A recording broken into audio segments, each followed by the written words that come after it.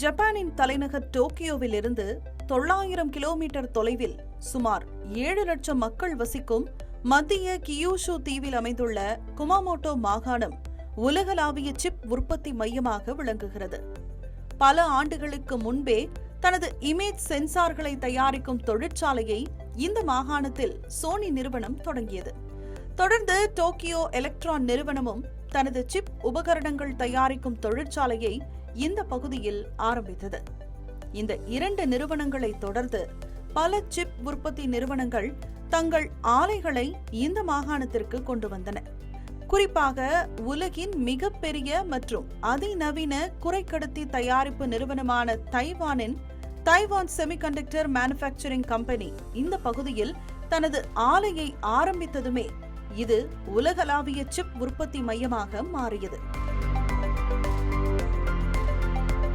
உலகின் அதிநவீன சிப்களில் 90% அதிகமானவற்றை இந்நிறுவனம்தான் உற்பத்தி செய்கிறது. குறிப்பாக ஆப்பிள், என்விடியா, AMD போன்ற முன்னணி தொழில்நுட்ப நிறுவனங்களுக்கு தேவைப்படும் சிப்களை இந்நிறுவனமே உற்பத்தி செய்கிறது.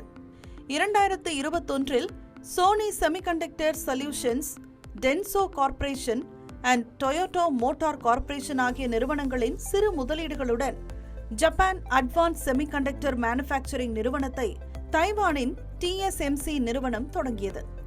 அதற்கு அடுத்த ஆண்டு கட்டுமானம் தொடங்கி 2024ஆம் ஆண்டின் இறுதியில் முதல் தொழிற்சாலையில் உற்பத்தி தொடங்கப்பட்டது.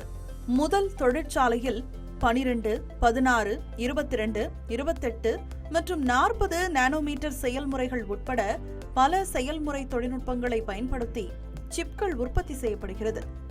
இரண்டாவது தொழிற்சாலையில் 6 மற்றும் 7 நானோமீட்டர் மட்டுமின்றி AI சர்வர்களுக்கு தேவைப்படும் 3 நானோமீட்டர் சிப்களை உற்பத்தி செய்கிறது. ஜப்பானில் இந்நிறுவனத்தின் மொத்த முதலீட்டின் மதிப்பு சுமார் $17 பில்லியன் என மதிப்பிட்டுள்ள நிலையில் வருவாயின் அடிப்படையில் உலகளாவிய இமேஜ் சென்சார் சந்தையில் 53% தனது கட்டுப்பாட்டில் இருப்பதாக சோனி தெரிவித்துள்ளது. இதனையடுத்து சோனியும் TSMCயும் இணைந்து ஆட்டோமொபைல்கள் மற்றும் ரோபோட்டிக்ஸ் உள்ளிட்ட பயன்பாடுகளுக்கான அடுத்த தலைமுறை இமேஜ் சென்சார்களை தயாரித்து உற்பத்தி செய்வதற்கு திட்டமிட்டுள்ளன. இறுதியான சட்டப்பூர்வ ஒப்பந்தத்திற்கு பிறகு இந்த கூட்டு முயற்சியை சோனி நிறுவனமே கட்டுப்படுத்தும் என்றும் கூறப்பட்டுள்ளது. இந்த நடவடிக்கைகள் மூலம் சென்சார்கள் மற்றும் முதிர்ச்சியடைந்த வாகன உதிரி பாகங்கள் முதல் மேம்பட்ட செயற்கை நுண்ணறிவு செயலிகள் வரை சிப் விநியோக சங்கிலியின் பல்வேறு பகுதிகளை ஜப்பானுக்குள்ளேயே கொண்டுவரப்பட்டுள்ளன. கடந்த செவ்வாய்க்கிழமை ஏற்பட்ட சக்தி வாய்ந்த நிலநடுக்கத்தில் இங்குள்ள வணிக கட்டடங்கள் இடிந்து விழுந்தன. இதுவரை 10க்கும் மேற்பட்டவர்கள் சடலமாக மீட்கப்பட்டுள்ள நிலையில் இடிபாடுகளுக்கிடையே சிக்கியவர்களை மீட்கும் பணி தீவிரப்படுத்தப்பட்டுள்ளது.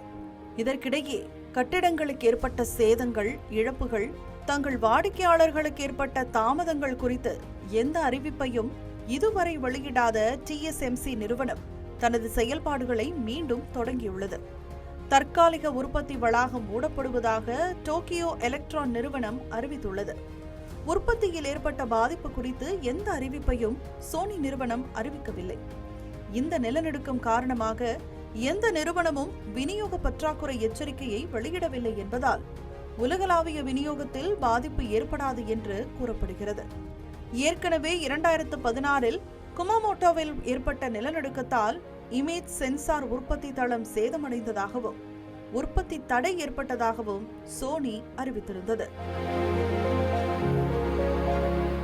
தமிழ் ஜனம் சேனலை சப்ஸ்கிரைப் பண்ணாம பார்த்துட்டு இருந்தீங்கன்னா மறக்காம சப்ஸ்கிரைப் பண்ணிடுங்க.